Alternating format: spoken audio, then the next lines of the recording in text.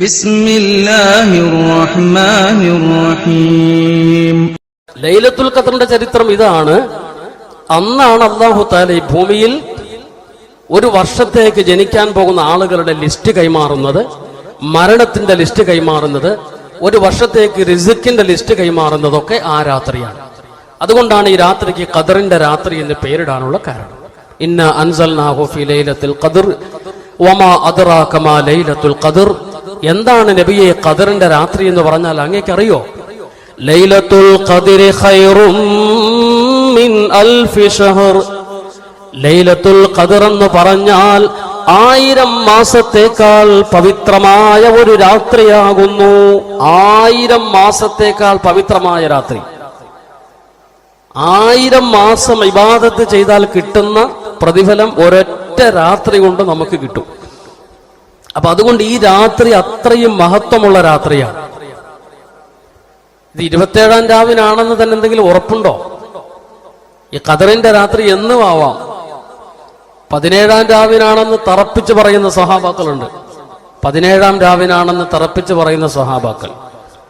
കാരണം ഇസ്ലാമിൽ ആദ്യമായി നടന്ന ബദർ യുദ്ധവും പോരാട്ടവും ഒക്കെ നടന്നത് 17-ാം രാവിനാണ്. അതുകൊണ്ട് അന്നാണ് ഖദറിന്റെ രാത്രി എന്ന് സമർത്ഥിക്കുന്ന, തെളിവുകൾ സഹിതം സമർത്ഥിക്കുന്ന സ്വഹാബത്തുണ്ട്. അതുപോലെ ഖുർആൻ പണ്ഡിതന്മാർ പല വ്യാഖ്യാനവും കൊടുക്കുന്നുണ്ട്. എന്തുകൊണ്ടാണ് ഈ ഉമ്മത്തിന് ഇങ്ങനെ ഒരു രാത്രി നൽകാനുള്ള കാരണം? എന്തുകൊണ്ടാണ് കാരണം?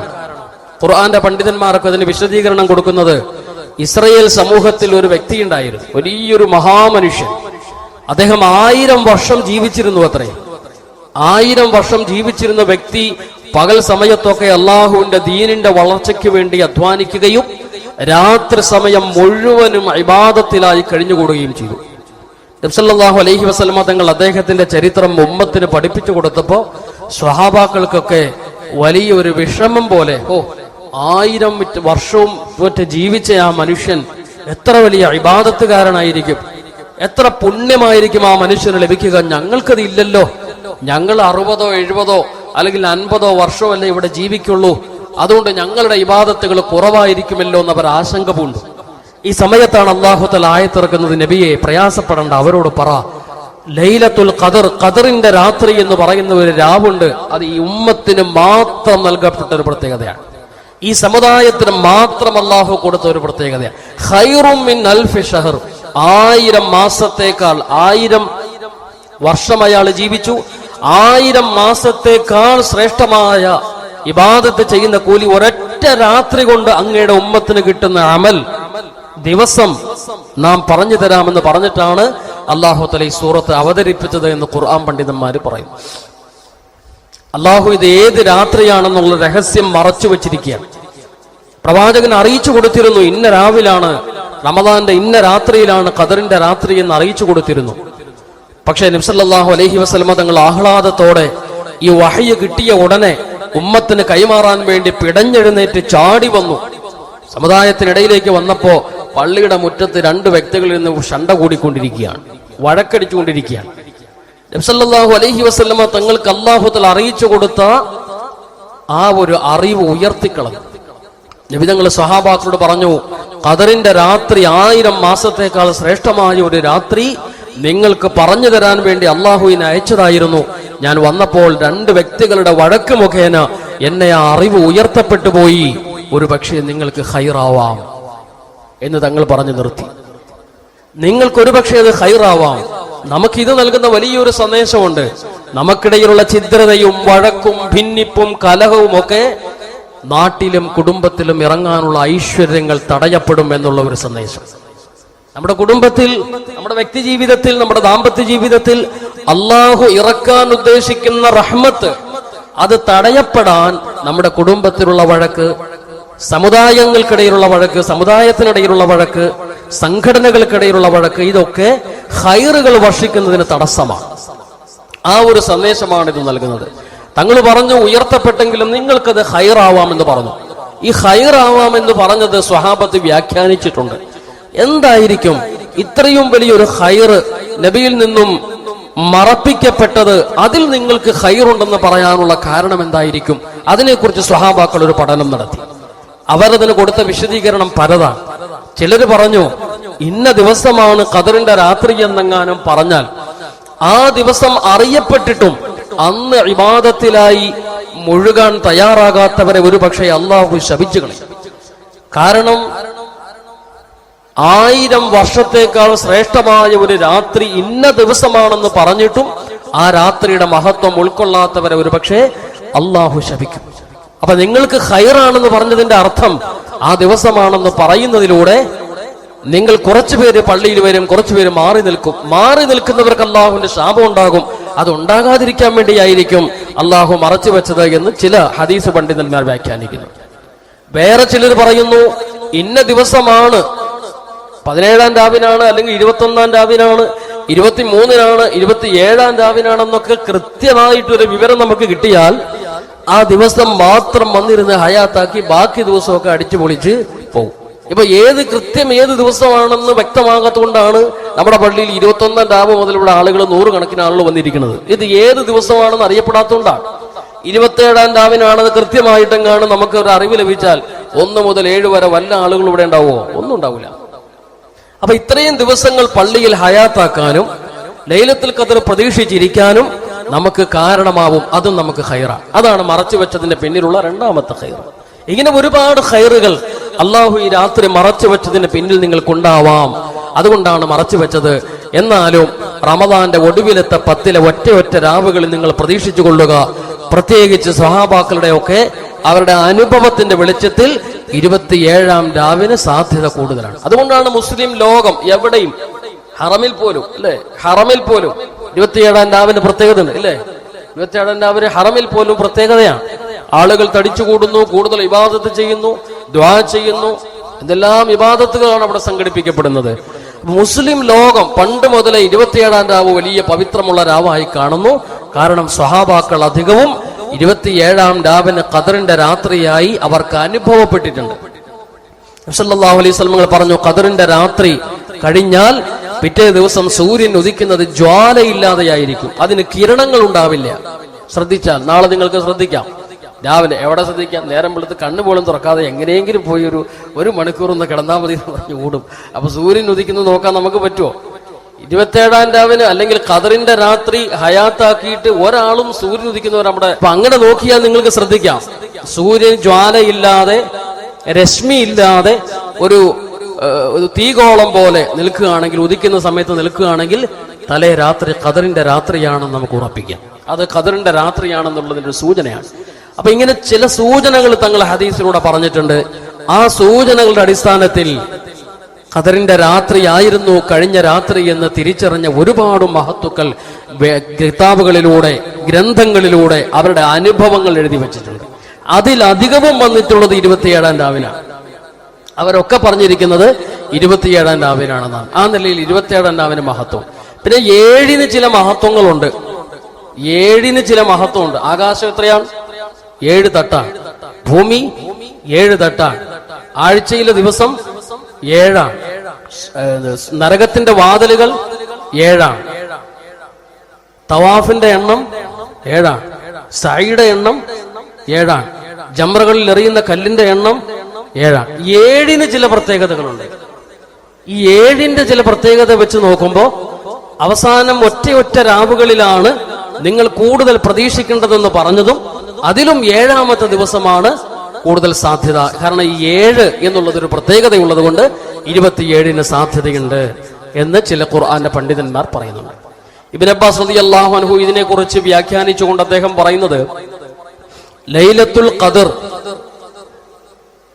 ഇന്നാ അൻസൽനാഹു ഫി ലൈലത്തുൽ ഖദർ എന്ന് പറയുന്ന ഈ അധ്യായത്തിൽ 30 വാക്കുകളുണ്ട്. ഖുർആന്റെ ഓരോ അക്ഷരങ്ങളും എത്ര കൃത്യമാണെന്നറിയോ? ഖദറിന്റെ രാത്രിയെക്കുറിച്ചും റമദാനിലാണ് ഖുർആൻ ഇറങ്ങിയത് എന്നതിനെ കുറിച്ചും ഒക്കെ പരാമർശിക്കുന്ന ഇന്നാ അൻസൽന എന്ന് പറയുന്ന സൂറത്തിൽ 30 വാക്കുകൾ. റമദാനിൽ എത്ര ദിവസമുണ്ട്? ഒന്നുകിൽ 29 അല്ലെങ്കിൽ 30, അധികവും 30ആണ്. അപ്പൊ ആ ഓരോ ദിവസത്തിനും പകരം ഉള്ള വാക്കുകളാണ് ഖുർആനിൽ ഇന്നാ അൻസൽന സൂറത്തിനുള്ളത്. ഇതില് ഹിയ എന്നുള്ള വാക്ക്, ഇന്നാ അൻസൽനാഹു ഫീ ലൈലത്തിൽ ഖദർ, وما أدراك ما ليلة القدر ليلة القدر خير من ألف شهر تنزل الملائكة والروح فيها بإذن ربهم من كل أمر سلام هي അത് രക്ഷയാണ്. സലാമുൻ ഈ ഖദറിന്റെ രാത്രി രക്ഷയാണ്. ഏത്? ഹിയ ആ ഖദറിന്റെ രാത്രി എന്ന ഹിയ ആ ഖദറിന്റെ രാത്രി എന്ന് പറയുന്ന ഹിയ എന്നുള്ള വാക്ക് 27ാമത്തെ വാക്കാണ്. ലൈലത്തുൽ ഖദർ എന്ന് പറയുന്ന ആ വാക്ക് 27ാമത്തെ വാക്കാണ്.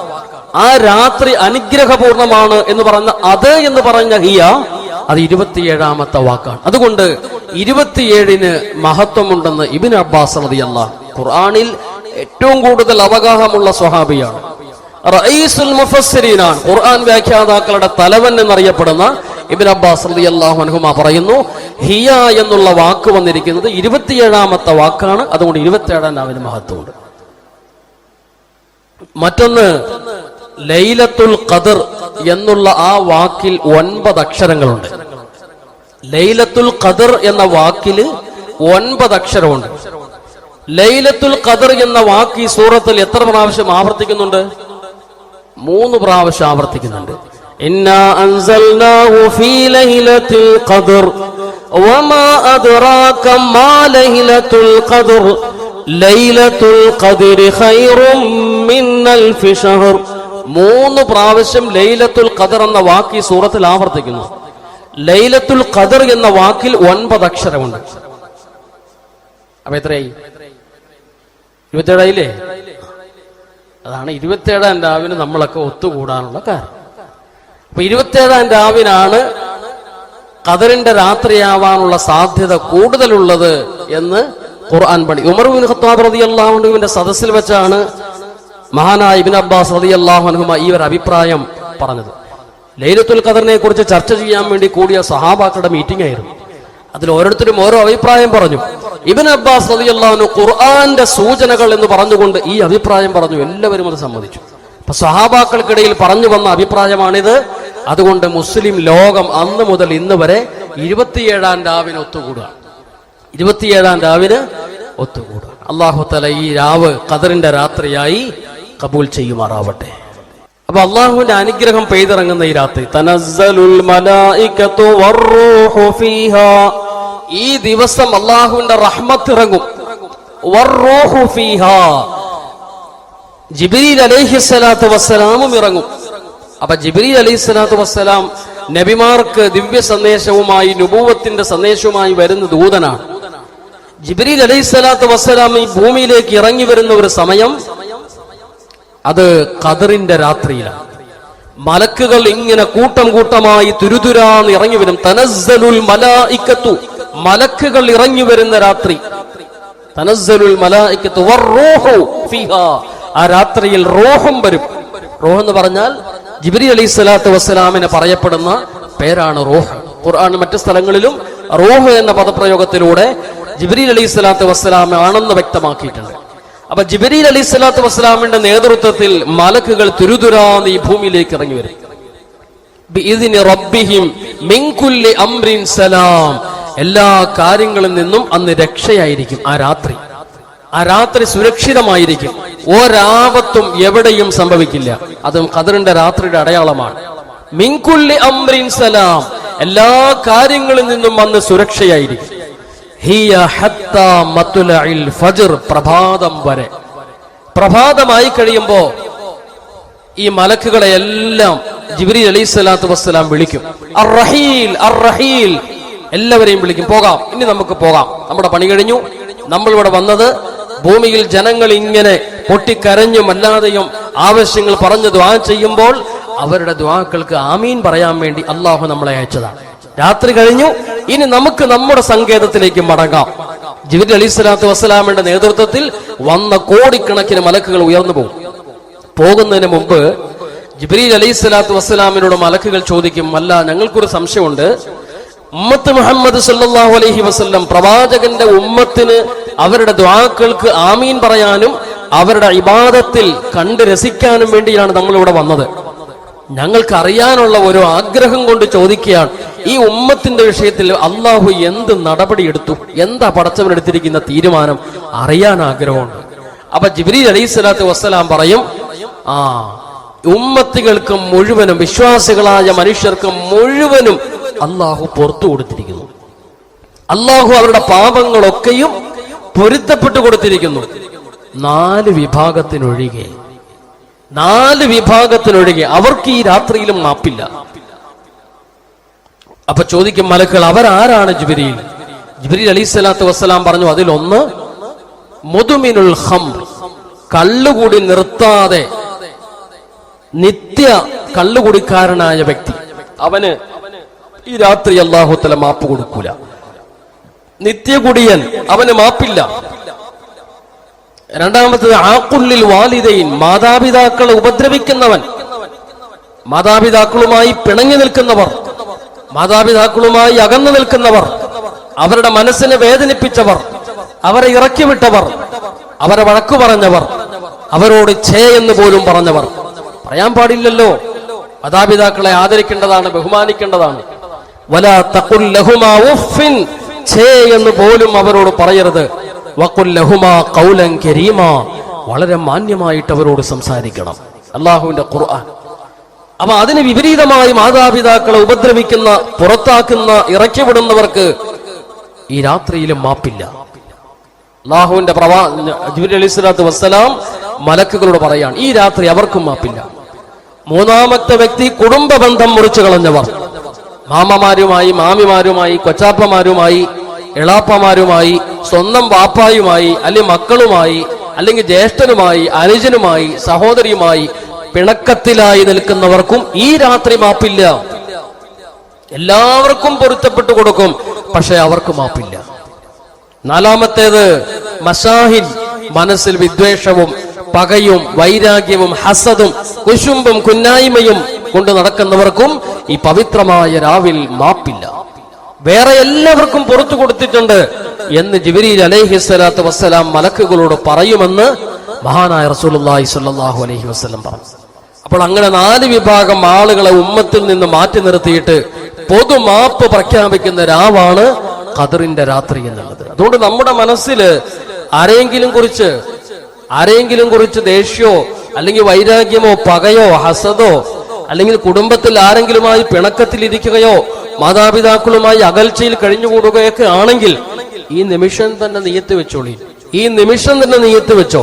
ഇല്ലെങ്കിൽ അവർക്ക് അല്ലാഹു ഈ രാത്രിയിലും മാപ്പ് കൊടുക്കൂല, അവരുടെ പാപങ്ങൾ പൊറുക്കപ്പെടില്ല. നബി സല്ലല്ലാഹു അലൈഹി വസല്ലം തങ്ങൾ ദുആ ചെയ്യാൻ നേരത്ത് വിളിച്ചു ചോദിച്ചല്ലോ, കുടുംബ ബന്ധം മുറിച്ചവർ ആരെങ്കിലും ഈ സദസ്സിലുണ്ടോ? ഉണ്ടെങ്കിൽ അവർ എഴുന്നേറ്റ് പോകണം എന്ന് നബി തങ്ങൾ ഉറക്കെ പ്രഖ്യാപിച്ചു. ഒരു സ്വഹാബി എഴുന്നേറ്റ് പോയി, കുറച്ചു കഴിഞ്ഞപ്പോ തിരിച്ചു വന്നു. അദ്ദേഹത്തെ നബി വിളിച്ചു, എന്താ ഞാനിത് പറഞ്ഞപ്പോ നീ എഴുന്നേറ്റ് പോയിട്ട് തിരിച്ചു വന്നല്ലോ? അപ്പോൾ അദ്ദേഹം പറഞ്ഞു, നബിയെ, ഞാൻ എന്റെ കൊച്ചുമ്മായുമായി പിണക്കത്തിലായിരുന്നു. അപ്പൊ കുടുംബ ബന്ധം മുറിച്ചവർ ഇവിടെ ഇരിക്കരുതെന്ന് പറഞ്ഞപ്പോ ഞാൻ എഴുന്നേറ്റ് പോയി എന്റെ കൊച്ചുമ്മയുടെ സംസാരിച്ച് ഞങ്ങൾക്കിടയിലുള്ള പ്രശ്നങ്ങൾ തീർത്ത് പഴയതിനേക്കാൾ കൂടുതൽ ബന്ധമായി സന്തോഷമായി പൊരുത്തപ്പെടിവിച്ച് ഞാൻ വന്നു. അപ്പൊ നബി സല്ലല്ലാഹു അലൈഹി വസല്ലം തങ്ങൾ പറഞ്ഞു, കുടുംബ ബന്ധം മുറിച്ച അവസ്ഥയിൽ നീ ഇവിടെ ഇരുന്നാൽ ഇവിടെ ദുആ ചെയ്യുന്ന ഞങ്ങളുടെ ആരുടെയും ദുആ സ്വീകരിക്കപ്പെടാതെ പോകും. കുടുംബ ബന്ധം മുറിച്ചവനെ അള്ളാഹു വെറുക്കുന്നു, അവന്റെ ശാപം ആ സദസ്സിൽ പോലും ഉണ്ടാകുമെന്ന് മഹാനായ റസൂലുള്ളാഹി സ്വല്ലല്ലാഹു അലൈഹി വസല്ലം. അപ്പൊ കുടുംബ ബന്ധം മുറിച്ചു കളയുക എന്ന് പറഞ്ഞാൽ അത്ര ഗൗരവമുള്ള കാര്യമാണ്.